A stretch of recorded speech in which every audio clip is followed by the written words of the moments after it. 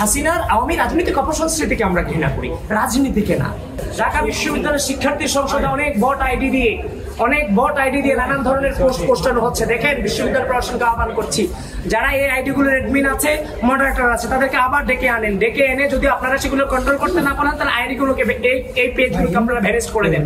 কারণ বিভিন্ন বক্তব্য কাট করে বিভিন্ন জায়গা থেকে নিয়ে প্রার্থীদের বিরুদ্ধে যেভাবে অপপ্রচার লিপ্ত হচ্ছে, রাজনৈতিকভাবে মোকাবেলা করতে ব্যর্থ হয়ে, এভাবে যদি চলতে থাকে লেভেল প্লেইং ফিল্ড ক্ষুণ্ণ অলরেডি হচ্ছে, সামনেও হতেই থাকবে।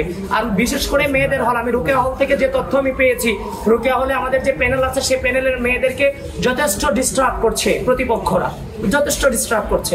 এবং নানান ধরনের তাদের হল গ্রুপে পোস্ট দেওয়া হচ্ছে যে ভোট না দিতে জেনারেল স্টুডেন্টদেরকে নিরুৎসাহিত করা হচ্ছে, এবং কি অ্যানোনিমাস আইডি দিয়ে, ফেক আইডি দিয়ে।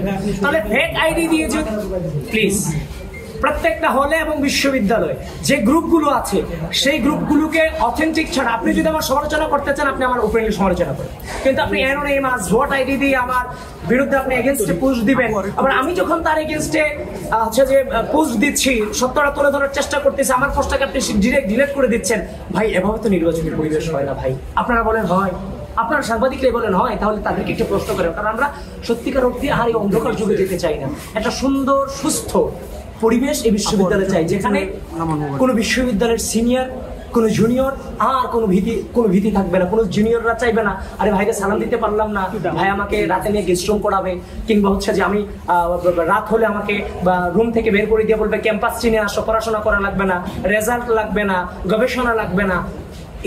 এই যে টেন্ডেন্সিগুলো ডিপার্টমেন্টে হচ্ছে, যে যেখানে 80 জন বসার ক্যাপাসিটি, সেখানে 205 জন স্টুডেন্ট ক্লাস করে, 40 জন স্টুডেন্টের জন্য একজন শিক্ষক আন্তর্জাতিকভাবে স্বীকৃত, সেখানে একজন শিক্ষক 200 জন স্টুডেন্টের ক্লাস নিচ্ছে। আমরা সামগ্রিকভাবে বিশ্ববিদ্যালয়ের একাডেমিক উন্নতির দিকে আমরা ফোকাস করতে চাই। সত্যিকার অর্থে রাজনীতি রাষ্ট্রের গুরুত্বপূর্ণ এলিমেন্টস। আজকে যদি ভাই দেখেন, আপনারা জেনে থাকবেন, রাজনীতিটা আমরা কোনটাকে ঘৃণা করি? হাসিনার আওয়ামী রাজনৈতিক অপসংস্কৃতিকে আমরা ঘৃণা করি, রাজনীতিকে না। তো সুতরাং সামনে বিশ্ববিদ্যালয়ের রাজনীতিটা হবে টোটালি কোয়ালিটি, নট কোয়ান্টিটি। এখন যদি আমার হাতে কোয়ালিটি থাকে, তাহলে ওই কোয়ালিটিকে যদি আমি ওইভাবে তৈরি করতে পারি, তাহলে কোয়ালিটির আন্ডারেই থাকবে। আমরা তো দীর্ঘ দুঃশাসনের সংগ্রাম করেছি, কতজন করেছি? অল্প সংখ্যক করেছি। যখন দাবানলে রূপান্তরিত হলো, তখন সবাইকে নামাই নিয়ে আসছি। আমরা উদ্যোগও নিয়েছি, হাসিনাকে স্বৈরাচার শব্দ গোটা বাংলাদেশে প্রতিষ্ঠিত করেছি। সুতরাং আমরা কোয়ালিটি নির্ভর রাজনীতি করবো, নট কোয়ান্টিটি। কোয়ালিটি যখন থাকবে, কোয়ান্টিটিটা আপনার হাতেই থাকবে। এক হাতে থাকবে যেমন কলম, আরেক হাতে থাকবে রাষ্ট্রের সার্বভৌমত্ব রক্ষার প্রতিজ্ঞা।